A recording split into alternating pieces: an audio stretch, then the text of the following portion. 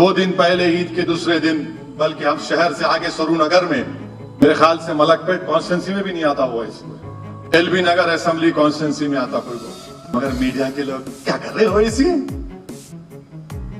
हर आदमी शुरू हो गया, हम क्या तुम्हारे भाईजान दूल्हे भाई हैं? क्या ओवैसी क्या कर रहे, क्यों नहीं बोले ओवैसी अब तक? पूछो उनको क्या हो रहा है ये। मैं उनसे पूछ रहा हूं, मोदी नहीं बोलेंगे, आपके डैडी अब्बा नहीं बोलेंगे कुछ भी। जहांगीरपुरी के बारे में मोदी नहीं बोलेंगे वजीर आजम के तौर पर। सेंधवा में 13 मुस्लिम घरों को तोड़ दिया गया, देश के प्रधानमंत्री कुछ नहीं बोलेंगे।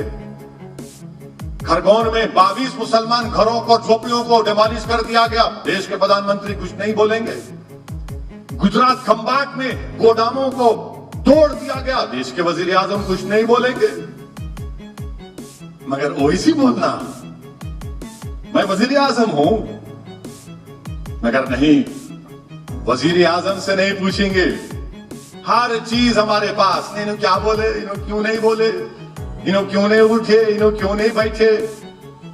मगर इसके बावजूद भी जो मुनाफिकीन के सरदार हैं, वो बोलते नहीं, ओवैसी को वोट मत दो, गवर्नमेंट को बदलना है।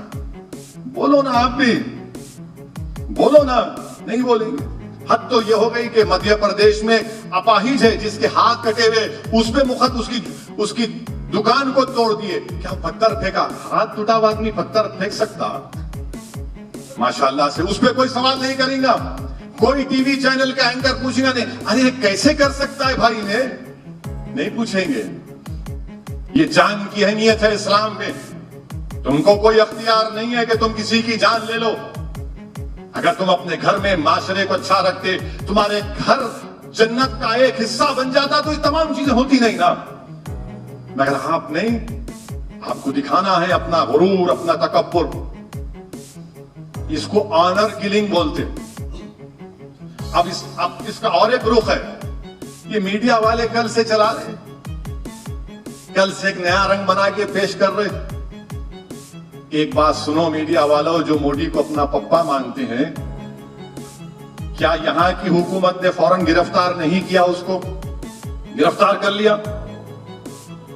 और अब जो ओवैसी पर उंगलियां उठा रहे हैं, मैं कंडेम किया। क्या मैंने कहा कि मैं जुलूस निकालूंगा उस कातिल के लिए? क्या मैंने कहा उसके लिए वकील खड़ा करूंगा? क्या मैंने कहा उसकी गुलपोशी की जाएगी? नहीं ना। और फिर मध्य प्रदेश में आसिफ का किस्सा है। आसिफ का किस्सा है, वो गांव का नाम क्या है? उस गांव का नाम है डिंडोरी। हाँ, उस गांव का नाम है डिंडोरी, मध्य प्रदेश में। साक्षी और आसिफ दोनों अपने पसंद से शादी कर लिए। आपको मालूम क्या हुआ? बीजेपी की हुकूमत ने कहा कि तू साक्षी से शादी करेगा, जाके उसके बाप का घर तोड़ दिया, उसकी दुकान को तोड़ दिए। क्या असदुद्दीन ओवैसी जाकर चीफ मिनिस्टर से बोले कि उसका घर तोड़ दो, आप उस बच्चे का, उसने शादी की, उसका घर तोड़ दो? अरे हम तो मजलूम के साथ हमेशा खड़े, और आज भी खड़े मजलूम के साथ। क्योंकि कत्ल करना किसी का काम नहीं है। आपने किया ना, अखलाक को मारने वालों पर आपने उनकी गुलपोशी की। रगबर को मारा गया तो आप वो निकले सजाए मौत के बाद, तो आपके मिनिस्टर ने फूल का हार पहनाया बीजेपी के लोगों ने। तो मेरे अजीज दोस्तों और बुजुर्गों, कत्ल की मजम्मत करनी चाहिए। हम कातिलों के साथ नहीं खड़े रहेंगे। मैं आपके जरिए उन टीवी के एंकरों को भी बोलना चाह रहा हूं, मेरे मुंह को मत लगो। आप मेरी जबान का मुकाबला नहीं कर सकते। और मैं कब बोलूंगा, क्या बोलूंगा, किस वक्त बोलूंगा, वो मैं तय करूंगा, तुम नहीं तय कर सकते, याद रखो। तो हम इनको बताना चाह रहे, जो देखो नहीं बोले, नहीं बोले, नहीं बोले, मोदी को पूछो ना। हाथ कटे हुए आदमी पर केस बुक हो गया पत्थर फेंकने का, वजीर आजम कुछ नहीं बोलेंगे।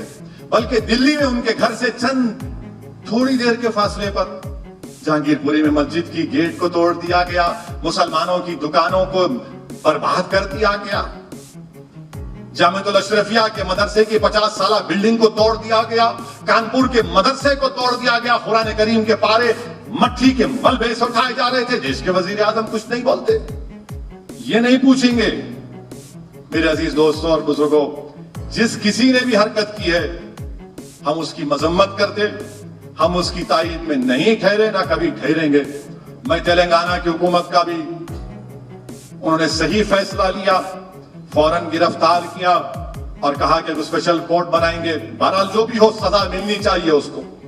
आप किसी को भी जाके मेरा दिल बोला, मेरे को ऐसा बोला, मेरे मुंह को ऐसा करा, नहीं भाई, याद रखो अगर एक बार आग लगेगी ना, आप अपने घर में बैठ के नहीं बोल सकते नहीं वहां लगी आग, मेरे पास नहीं आई, वहां से आग शुरू होके तुम्हारे घर तक आ जाएंगी।